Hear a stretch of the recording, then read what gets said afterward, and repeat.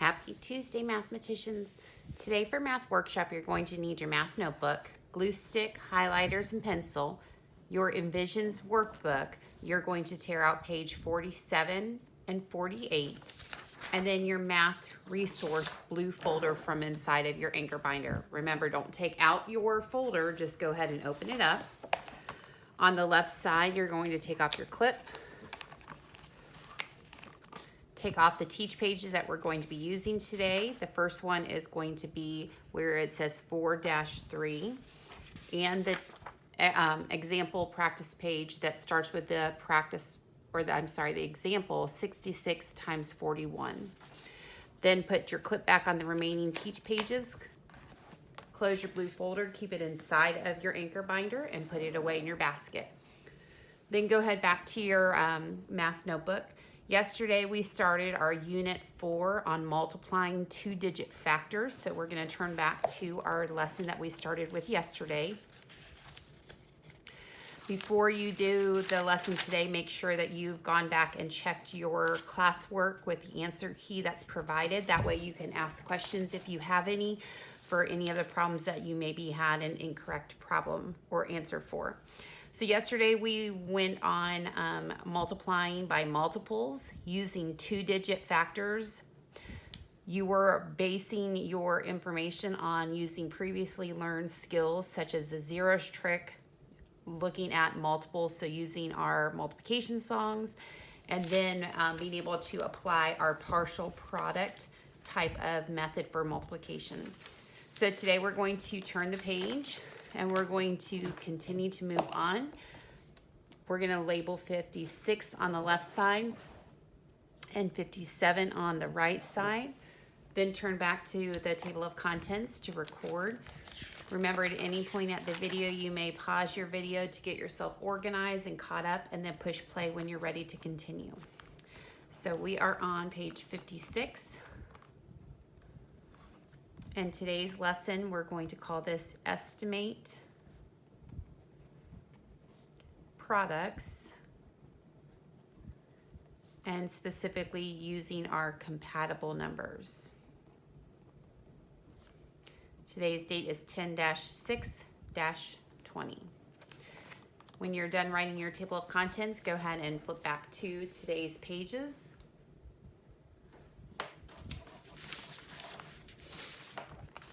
On the left side, you're going to be placing the one that had the 4.3. Go ahead and turn your page over. Use your glue stick. And then remember, you always want to glue from the bottom of your page and smooth up. That way you can also rewrite the page number on the top of the teach page. Do the same thing with the example page on the right.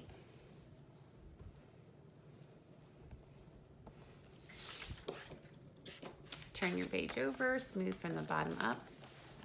And then you might want to rewrite your page number since these are a little bit longer today.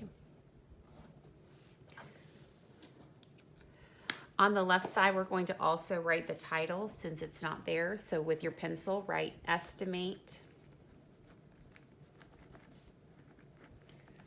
Products. And we're going to be focusing on our compatible numbers today. Once you have your title written, you're going to use your highlighter to make a box around the title. Remember, when you write a title on, you're not going to use your highlighter on top of the words because then you can't read them. So this is going to just go in a box. So we're going to go over some important vocabulary. So when we refer to compatible numbers, you're going to know what that actually means and then how to use that with your multiplication to solve for the product. So we're going to start with the words compatible numbers. So use your highlighter and highlight the vocab. It says compatible numbers are numbers that are easy to compute mentally. So I want to make sure that I remember that this is going to make the multiplication process a little bit more simple, and we're going to be able to do this in our heads a little bit more. So mentally, it just helps speed up the process a little bit. So when we use compatible numbers, we're asked to estimate a given expression or equation. So when we look at the numbers 26 times 31, it wants me to look at each individual number to see what is going to be closest so I can multiply in my head. So 26 is close to what we consider to be 25. And the reason why we're going to be looking at the number 25, because as we talk about in athletics, 25 is oftentimes referred to with our prior knowledge of that's how much a quarter is worth. So if we know that 25 is a quarter, we can easily start grouping quarters to find values. The second factor of 31, we could then round down to the number 30 because that's the nearest 10. So I'm going to put an arrow and put rounded to the nearest 10. So when we talk about compatible numbers, we're going to be trying to figure out what is the easiest number to change an original factor to so we can use our multiplication process in our head and not have to write everything out. So if we looked at 26 times 31 and change it to the compatible numbers of 25 times 30, we're going to solve that first. So it says to remember to look for multiplication patterns. So patterns are what we are able to identify either in our skip counting or when we refer to processes such as referring to coins in money format. So 25 times 3, if we had 25 cents, so if we had a quarter and we had 3 quarters is worth 75 cents. So we could say if we added the 0 to the 3, well, it's still 75 cents, but the 0 gets moved to the product to represent 750. So we could say 26 times 31, because we use the compatible numbers, is about, and about is that key word to know that we are not showing an exact, but it's close to the answer of 750. So we use compatible to find the estimated product, okay? We're gonna go ahead and continue moving down to do some more practice. So it says to use compatible numbers. So once again, it's not going to be the exact numbers, but we're going to use numbers that we can easily multiply in our head. So we're gonna estimate the values of 27 times 42. So it says find compatible numbers first. So 27 is close to, and we can say, well, that's still pretty close to the number 25, so we're still thinking of it as a quarter. 42 is close to the rounded 10 of 40. So now we have two different values that we're using. So if we said this is going to be 25 or 27 times 42 originally, we want to pull those numbers to the side to show the compatible numbers. So I'm just writing compatible so we know that that is what we're referring to. 25 we said is like a quarter. 40 is rounded down to the 10 as 40. So then we can multiply, use that zeros trick.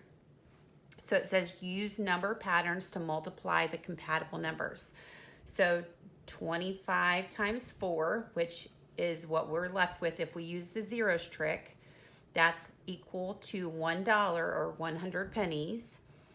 So if we said 25 times 40, we still start with the original, but that 0 that we added to the 4 to make it a 40 has to be added to the actual value.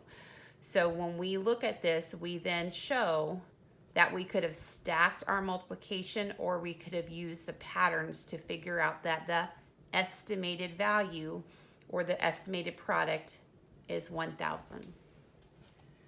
Looking at number 3, we're doing the same type of work, this time using compatible numbers. So once again, remember, it's not just rounded numbers, they're compatible, so ones that make sense. 46 times 68. In this case, we say, well, 46 is pretty close to 50 cents because it's close to 2 quarters and we can round up. 68 is then referred to as rounding up to the number 70. So then we can rewrite 46 times 68 as about 50 times 70. If we think of our zeros trick, we can even stack our values just to make sure we have multiplication set up correctly. 2 zeros go down to the product, left with a basic fact of 5 and 7. That is 35. So we then write the estimated product is 3,500. Looking at the next one, we're doing the same type of work. 79 times 12 is about, and we have to remember that about is asking us to use compatible and estimation. So 79 is pretty close that we can round up to 80. 12 is pretty close to 10 because we just need to round down. And then using our zeros trick, once again, you can either stack your values or you can use the zeros trick with the horizontal equation. 2 zeros get placed in the product. Last of the basic fact that's left, 8 times 1 is 8. So we say the estimated product is 800. The last one, we're doing the same type of work. So 95 is pretty close to 100. 11 is pretty close to 10. And then we can multiply using the zeros trick. 1, 2, 3, 1, 2, 3. And then 1 times 1 is 1, which makes it a 1,000. If we wanted to keep it to say, well, 95 is pretty close to a number that I can do because 95 is in multiples of 5. So I could have kept it as 95 and just estimated the 11 to round down to 10. You could have said 95 times 10, move the 0. 95 times 1 is an easy multiplication sentence we could do, 950. When you only estimate or use a compatible number for one of the factors, your product is going to be more accurate to the actual answer because you didn't have to manipulate the numbers as much. So if you have to use compatible and estimation for both factors, your number is going to be a little bit further off from the exact answer compared to when you use compatible or estimation to only one. Moving to the right side in the example, we have the original problem of 66 times 41 equals 2,706. So we are already given a complete equation. We're asked to tell whether or not this is going to be reasonable or not. So we're going to use estimation with and compatibility numbers. So we're going to say, well, this rounds to the first factor of 66 is rounding up to 70. The second factor rounds down to 40. So when we use our zeros trick, we can say 2 zeros get placed directly in the answer. 7 times 4 using our basic fact is 28. Put the comma between the hundreds and the thousands. When we look at 2,800 as the estimated product and the actual answer of 2,706, that is pretty close that we would say that this is considered to be reasonable. Moving to the next example, the problem says to select all, which we know is a key word to tell me there's most likely more than one answer. So select all of the equations that use compatible numbers to find an estimate for 28 times 24. So when we go through each answer choice, we have to determine whether or not it makes sense for those factors to have been changed to compatible numbers.